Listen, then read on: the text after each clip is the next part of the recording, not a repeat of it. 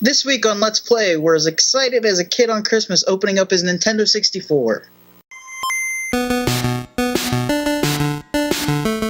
That's right, everybody, it's episode 64 of Let's Play, and we're dedicating the episode to the Nintendo 64.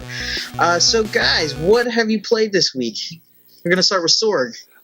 Again, I'm in that drought. It's been very busy. We had PodCamp Pittsburgh this past weekend, so nothing more than the Angry Birds for me, unfortunately. But man, oh man, I really wish my N64 didn't get buried in the cleaning project over the weekend, because I have been jonesing for it since last week's episode. Okay. Rizz, what did you play this week? Grand Theft Auto. What? No. Yeah, kind of stole my life there. But I did play Conker's Bad Fur Day for about 5 minutes. Nice. That's a good game. And then it crapped out on me for some reason. Aw. Then I blew into it again. And I felt like I was. I bet you Conker appreciated that. He did. He's a little. He's awesome. Bobby. Well, since Chachi's not here this week, we're missing one of our members who's actually at a concert for The Legend of Zelda. I played Avengers Alliance, of course. I'm trying to get Black Bolt pretty close. Simpsons Tapped Out, which they kind of ruined with the Halloween theme. It just has too much going on at one time, and it shuts my phone down. I played Animal Crossing. I missed the lady that sells turnips this week. I was kind of sad about that. She comes up every Sunday morning, and I missed her. I logged on too late on Sunday morning. So bad. I know. I feel bad. No. That sounds horrible that you just said that word, that phrase. What? It sounds like you're just stalking this lady. This poor lady. She's supposed to be there at a certain time, and I missed her. No.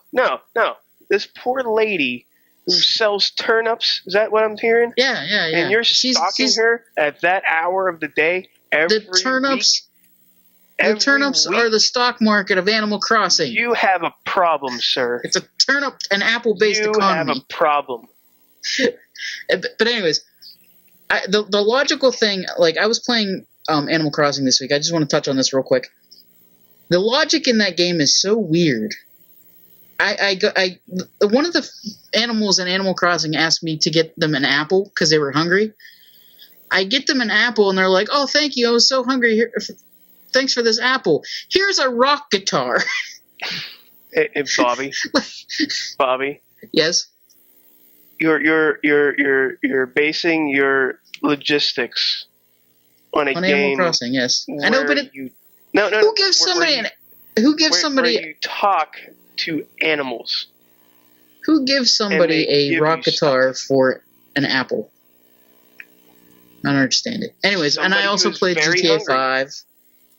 And I played Ocarina of Time for my challenge game, which this week's challenge was, if you missed it last week, play any N64 game that you wanted to. Mm-hmm. We look back fondly on the N64. I had one late in life, but I played a lot of my friends' ones. Do you guys have any good N64 memories? Oh, I remember going to my friend's house, and all we did was play GoldenEye. Yeah, that's all we did. I was late. I was definitely late into the game for N64, and actually, I believe my brother got the system, and he got the Star Wars Racer game edition of the N64. The Pod Racer edition of the N64. He's in the chat room. He's probably talking about this right now. But no, there was some. I don't know what happened. At some point, he's the one that got all the new consoles, and I didn't. So I think I stopped playing video games for a bit. I forget how that ran out.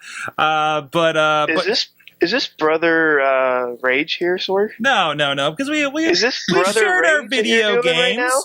We shared our video games. We played Nintendo together as younger, and it didn't matter. We shared. But particularly, sounds like you're jealous, Sorg. A little bit jealous. A little bit jealous. I don't know what the hell. I was apparently too interested in girls to be into video games at that age. And well, we're 7 years apart. Come on. But no, he had Racer was a really good game for the N64. It was it looked awesome. It was way better. I think I might have had a PlayStation by then, or was playing one with a friend at his place. But N64 definitely had the graphics at the time, right? And Pod Racer looked amazing, right? Mm-hmm.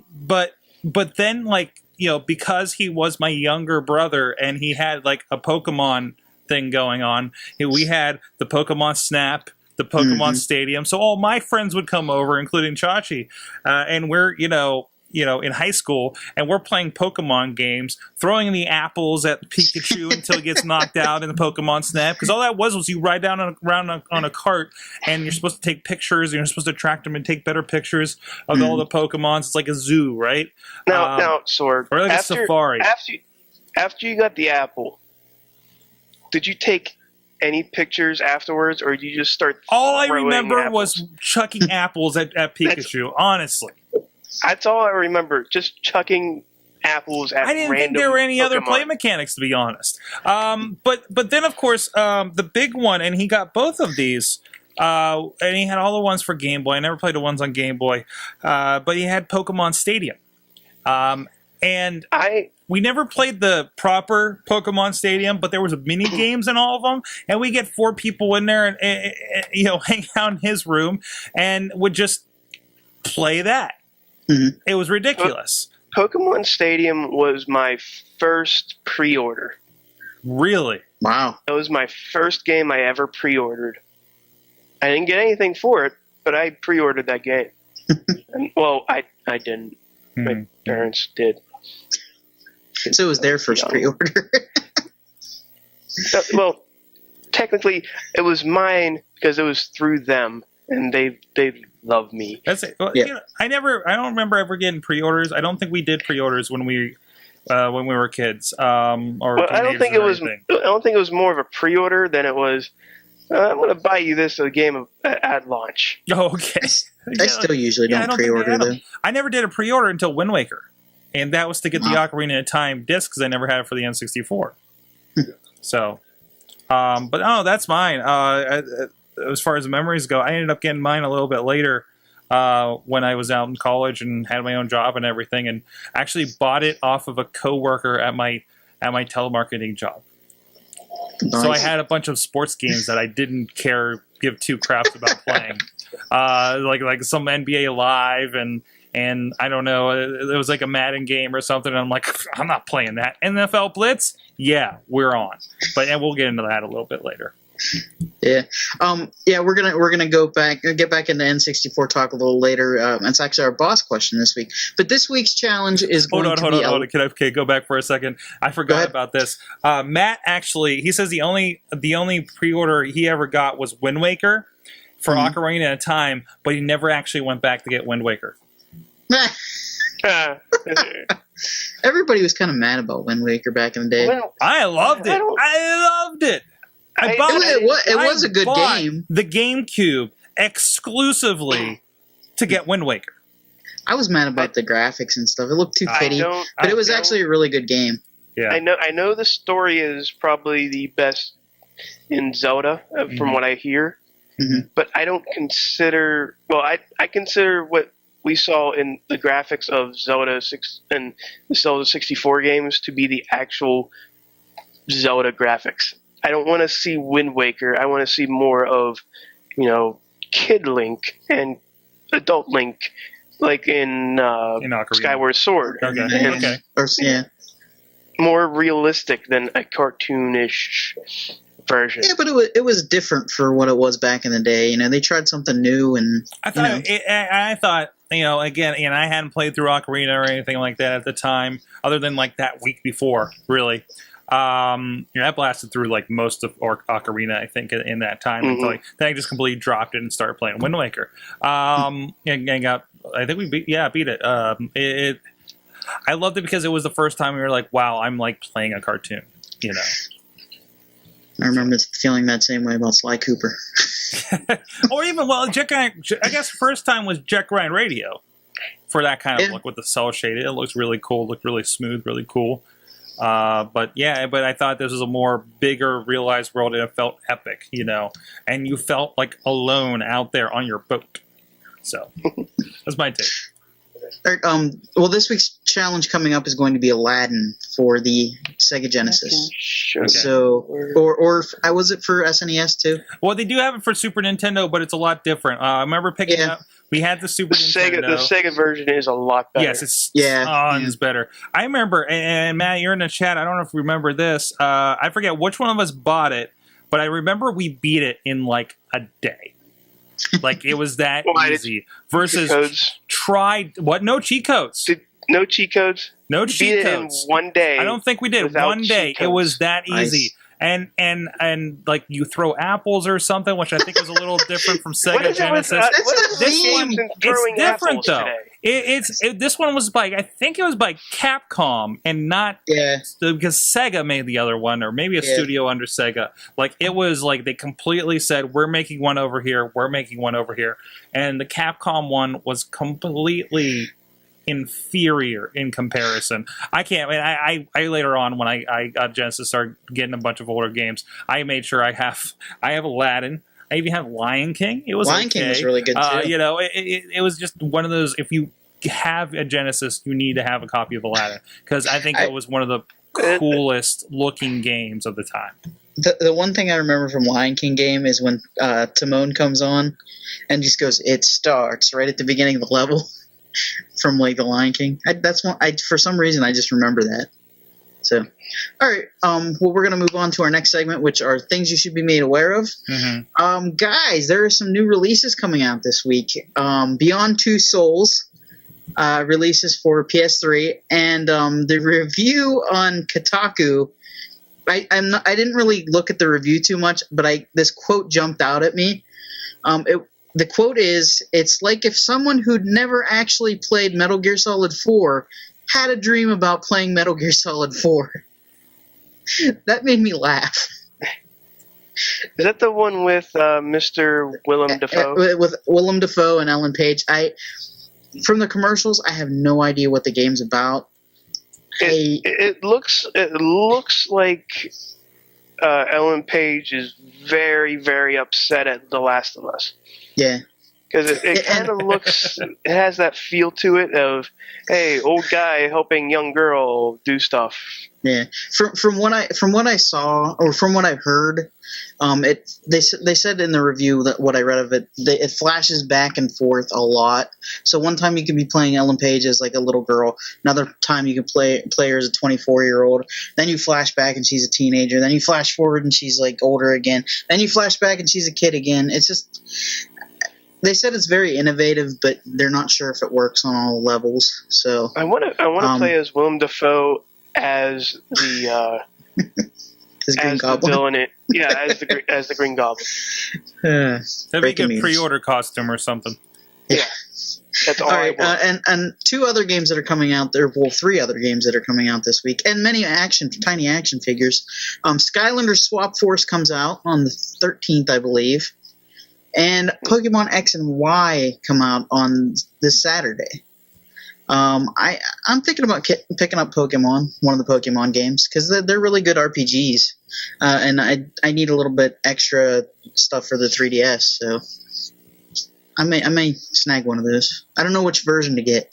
Am I the only one who is weirded out by the commercials that they always show? Because the Pokemon ones? Yeah, the Pokemon ones, because the one kid in there, he doesn't speak any English, and they dubbed his voice. And you can see his lips.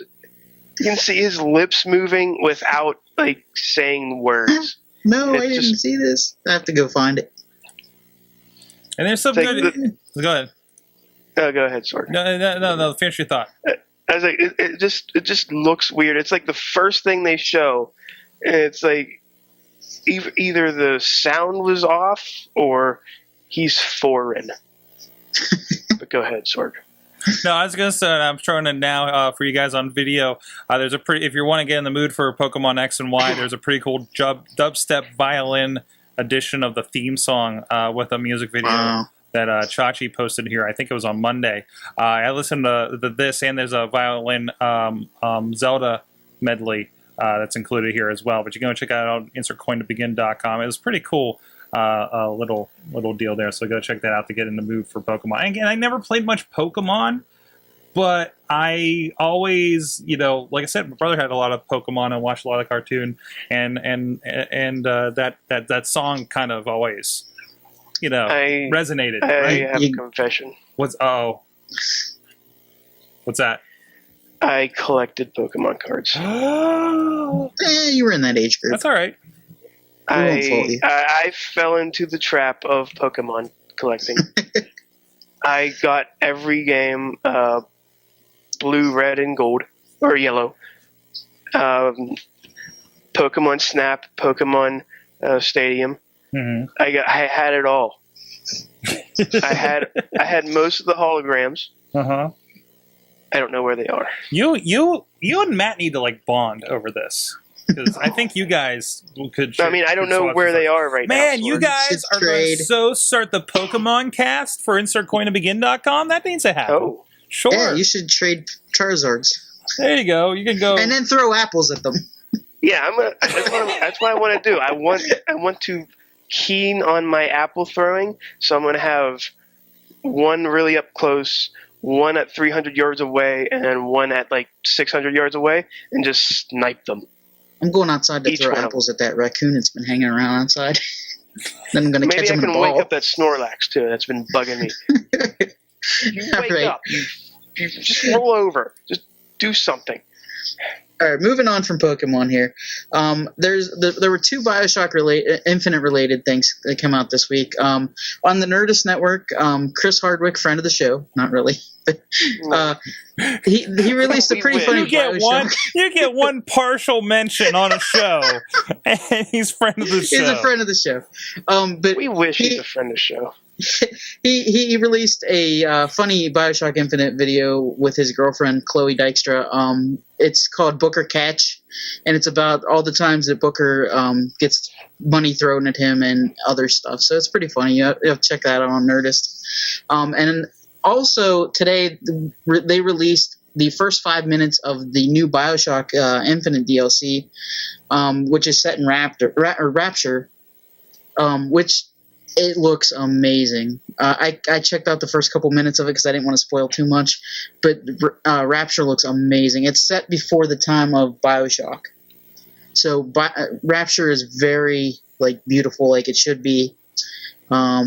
It looks like it's going to be an interesting piece of DLC. So I think that's on Kotaku. So all right, we're going to move on to our news segment here, and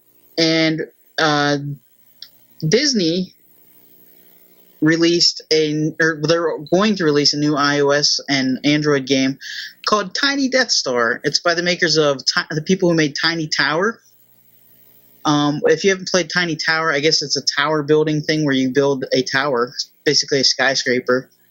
I've never played it. Sorg, have you played that one? No, I haven't. I know a lot of people that have done Tiny Tower, and it's a pretty big deal. So I'm wondering if, coming in with the Star Wars is going to be, I don't know. I don't know if I want to be able to get into it, this late in the game. And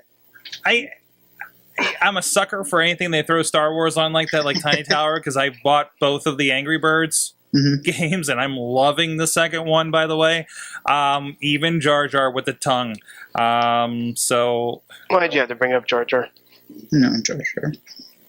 No, you get the tongue and he goes around and he flips and everything. It's actually pretty good. That sounds so dirty, Sorg. But yeah, it says in Chachi's story, players will be able to team up with Darth Vader and Emperor Palpatine to build a new and better Death Star and deal with the characters from the realm that we have come to know and love. So you can check out that story over at insertcointobegin.com. Thanks, Chachi, for that story. Our next story we have Curt Schilling, former baseball player and runner of the studio. I can't remember the name of the studio. Studio 38. 38 Studios, yeah. 38 Studios.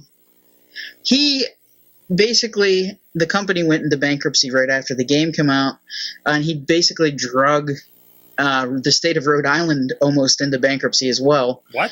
Over this. Yeah, it was really, really bad. Like, Rhode Island gave the studio money, and it just wasn't a good business deal at all. Holy crap. But Curt Schilling also had to file bankruptcy, and they're having an auction for some of his memorabilia. And the things in his auction are pretty ridiculous. You can buy a fake plant.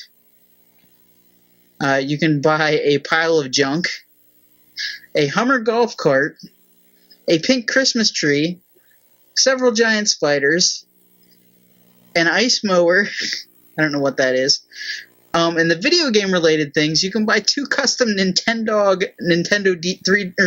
DSs. Why Curt Schilling would have those, I don't know. Maybe for his kids. Oh no. Go ahead and finish the story. And a DJ Hero controller, just one. Mm-hmm. And several dozens copies of 100 questions and answers about melanoma. What the hell? Yeah. But the thing is, Curt Schilling, we all know him for like the baseball and the blaze sock and all that stuff. Mm-hmm. He is a total gamer. Yeah. Like, and he even has, like, you know how they did the celebrity stories about World of Warcraft. Mm-hmm. He is one of the main guys on World of Warcraft. He was one of the guys who had, his commercial on there with Chuck Norris and Mr. T. Yeah. And actually, oh, good. But the thing is, I don't want any of that crap. You know what I want from Curt Schilling?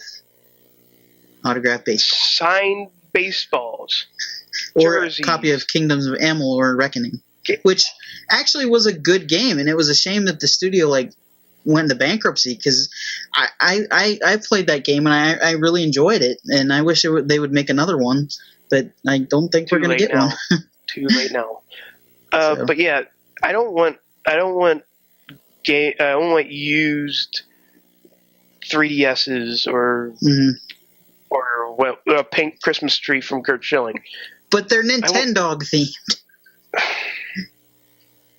I want Curt Schilling stuff. I don't want Curt Schilling gaming stuff. Because as we know, Curt Schilling gaming stuff makes horrible life decisions. Terrible decisions. All right. Also, this week, we kind of got to play GTA Online a little bit, and then they fixed it, and then we really got to play GTA Online. I want to say something right now. Okay. It works fine now. Mm-hmm. And people are still being upset. Really? It's not Origin. And they said they were gonna have problems with it at the beginning. Yeah, they're I kind of, like, at the beginning, I kind of didn't think of this through, but it kind of wasn't a smart idea for Rockstar to, in hindsight, to put the game out and then release in 2 weeks when they know everybody's going to be finished with the game. Mm-hmm. Like this guy. And then release GTA Online. Then everybody who's beaten GTA 5 will then swarm on GTA Online And the people who haven't finished GTA Online or GTA 5 will also swarm in and cause that major cluster of people. Mm-hmm. And luckily enough, they caught the fact that, hey, the servers are just not big enough for this amount of people. And everybody lost their mind. And I have to say, I was one of them. Because I'm on my third character now. Third? Because every time they did like a Rockstar maintenance thing, mm-hmm. I didn't have my character afterwards. Ooh. Oh. So I had to start all over again, but they did let me keep the money. Which was well, cool. yeah. Oh, yeah. Well, John Marston's my dad. Oh yeah. So there's that. Can we touch on this for a little bit? Can you explain that to the rest of us that have not done GTA Online? Okay. He came back in time. Yeah. And he fathered my character. Yeah. First of all, here's where it gets weird. Or forward in time. Because in GTA Online, when you first start, you get to pick your two grandparents, like the four grandparents, mm-hmm. the mother's side and the father's side, and then that generates into a mother and a father. So you don't get to pick the mother and the father. First of all, you get to pick the grandparents, mm-hmm. which is kind of awkward as it gets through here, and then you get to choose what resemblance you have of the mother and the father. But then they have, like what Bobby said, the character types. Like special fathers. The special father. And there's only one. No, I think there's two, isn't there? No, there's just one. Oh, I thought Max Payne was one too. No, mine was just John Marston. Oh, okay. And it was kind of weird because John Marston, I don't want to spoil it, isn't around in the 2014 or 13, whatever year it is. And he wasn't even around in the 1900s. Yeah. Oh, wait, was he? No, he wasn't. No. I can't remember when that was. But the game still, was set. At least the guy from LA Noire isn't in there. We'd be examining lemons. Because I don't want to look at another freaking lemon again. Well, but now we'll get back to the story here.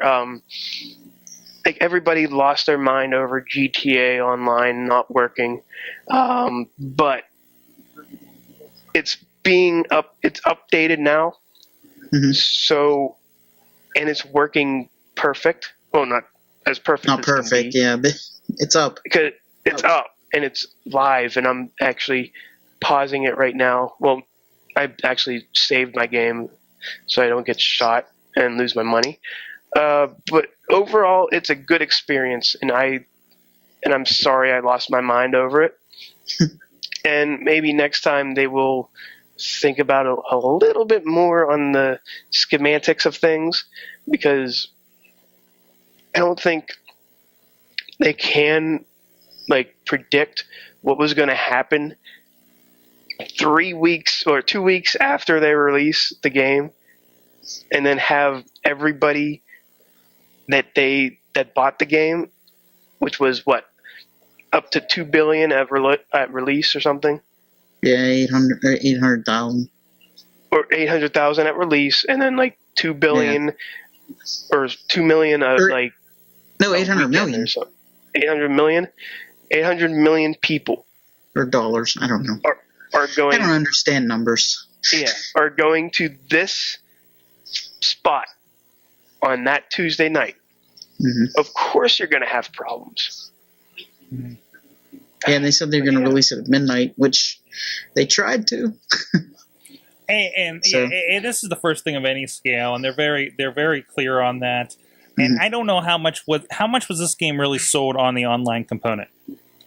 Oh, it was a big thing. I don't feel like I don't remember. Well, no, I'd say about 50-50, maybe. Okay.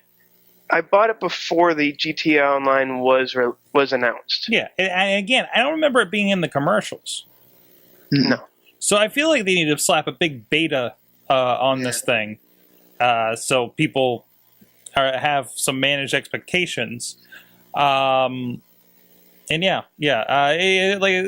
either Brother Sorg saying in the chat, he's saying, like he's mentioned on Twitter, they should have started with a beta, letting a few people in at a time. And I don't think they did that. How many times have there been limited betas for what Call of Duty's done? Battlefield 4 has their beta right now. Xbox is doing that. I think of all things these guys should have, but it's a different studio. I don't think they've done anything nearly on this scale before, obviously.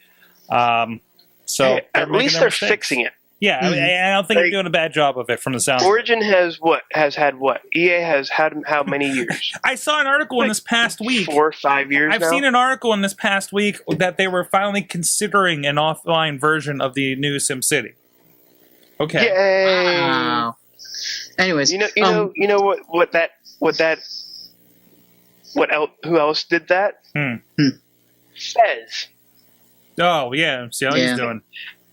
But yeah, let it go. Yeah, exactly. Two funny things from GTA Online, and we'll move on. I saw a meme where somebody, well, not really a meme, but it was something funny that happened to somebody when they were playing online. They went into a store, and somebody parked the car right in front of the door, so they couldn't get out. I did hear that. I did. And they were stuck in there for 2 hours with a guy standing on a car, just flipping the middle finger to him for 2 hours, and he couldn't get out.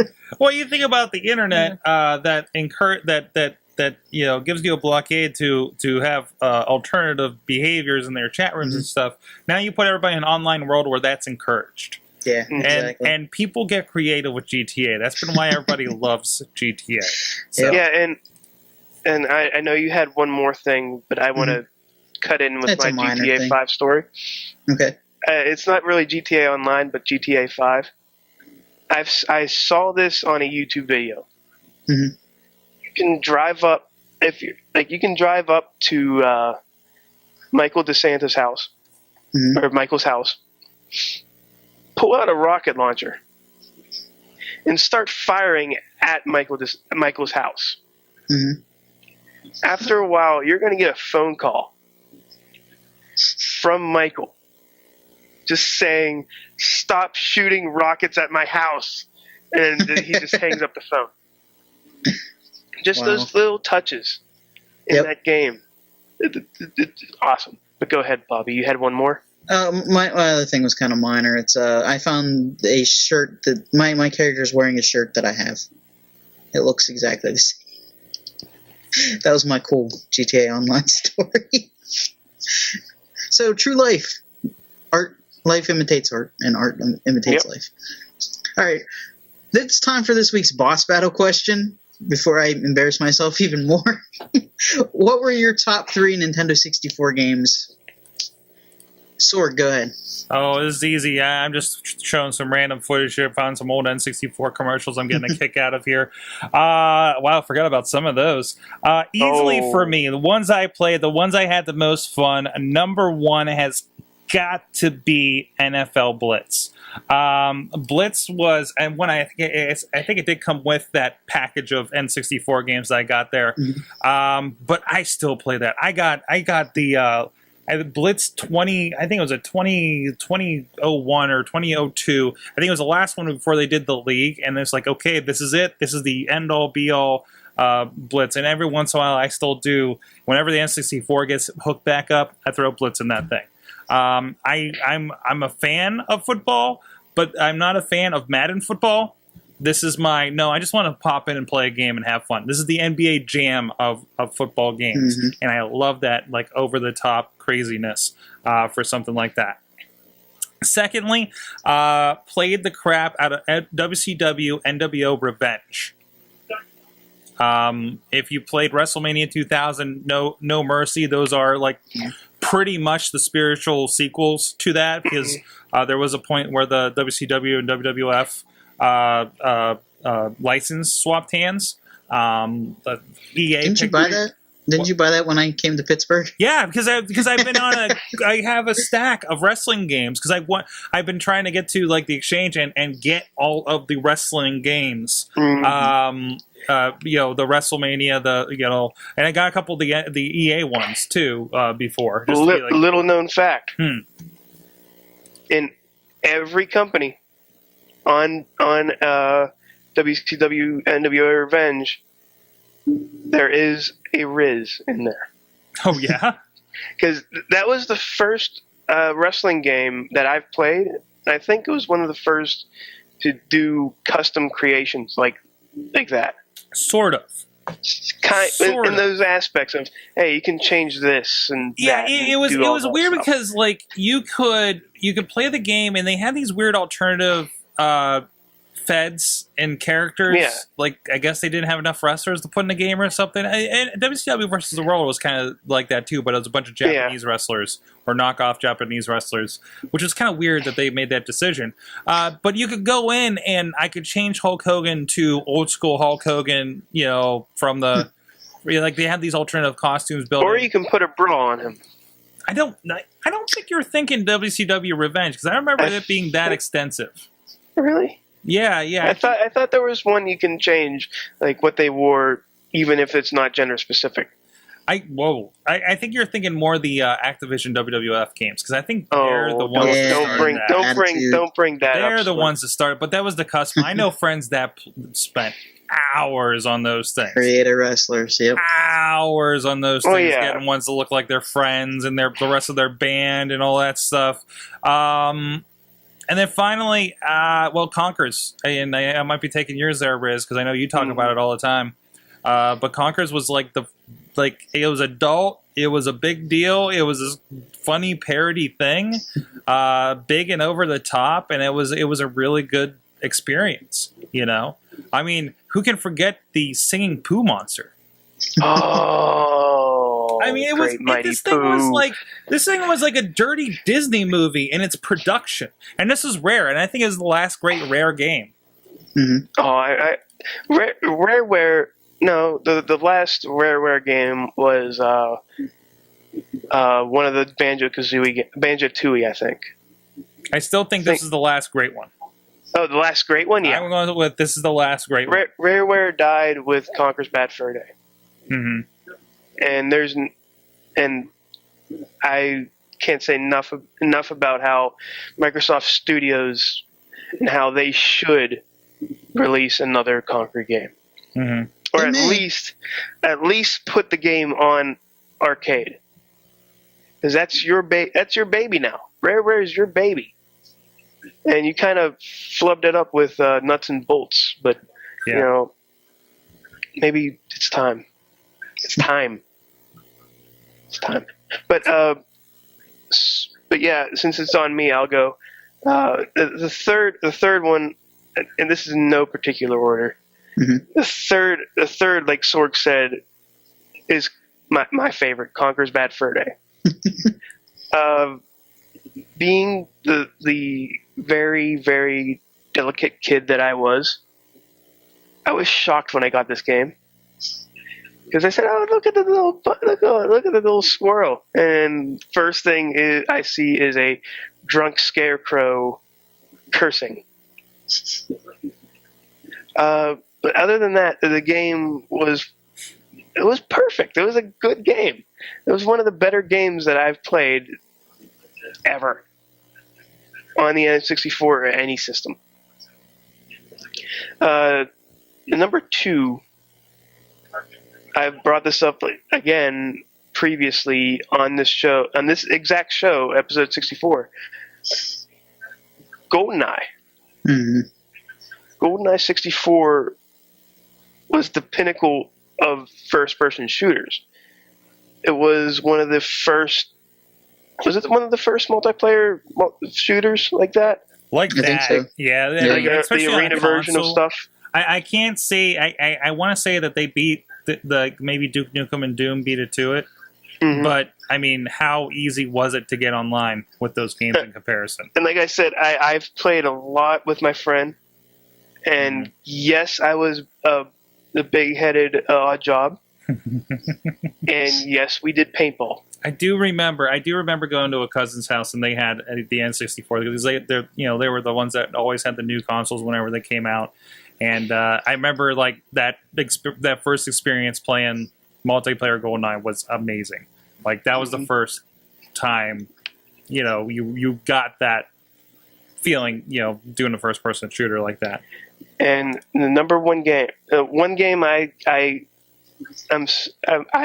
know people are going to say Ocarina of Time. I know there's going to be a lot of Ocarina of Time. And I know some people don't like this game because it wasn't Ocarina of Time. But Majora's Mask was pretty damn good. Oh, yeah. Yeah.